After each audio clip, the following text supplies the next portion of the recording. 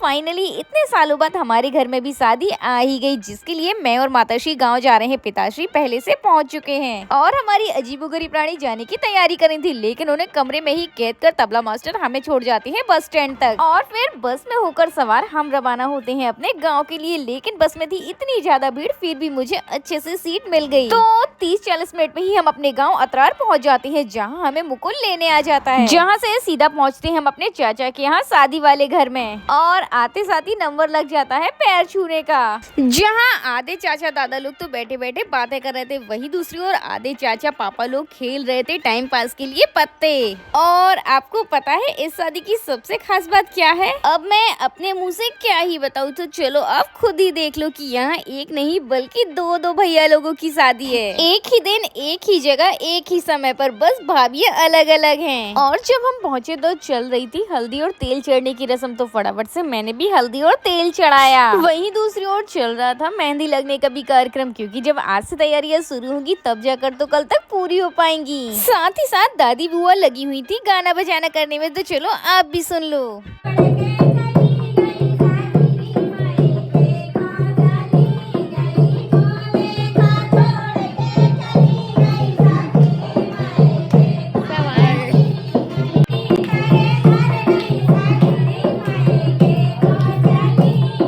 वहीं शाम को प्रारंभ हो जाता है हल्दी का कार्यक्रम, जिसमें दोनों भाई बैठ चुके थे और फिर लगना शुरू हो गई थी उन्हें हल्दी। तो हमारे दोनों के दोनों दूल्हे राजा अगल बगल बैठे थे। वहीं दूसरी ओर प्रारंभ हो चुका था।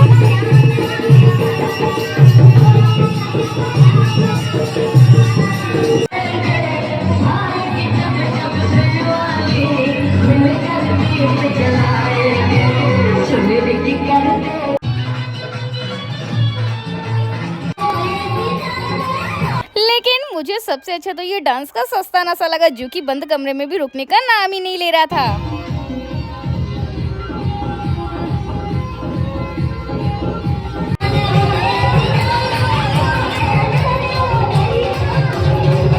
और लगातार इतनी देर डांस करते करते सभी थक भी चुके थे, तो सब लोग बैठ जाते हैं भोजन करने के लिए, जिसको परोसने की जिम्मेदारी सौंपी गई थी नमन डॉन को। फिर फटाफट से हम सभी ने बैठकर भोजन किया। वैसे कल हमें बारात में भी जाना है, जिसके लिए तो मैं हूँ बहुत ज्यादा एक्साइटेड। वहीं दूसरी ओर बाकी सब लोग भी अच्छे खासे थक चुके थे, और फिर धीरे धीरे सब लोग आते जा रहे थे और भोजन करते जा रहे थे। लेकिन अभी मेहंदी लगना फिर भी शेष था, तो फटाफट से मैं तो भोजन करके जुट गई मेहंदी लगाने। इसी के साथ मिलते हैं अगले दृश्य में। राम राम।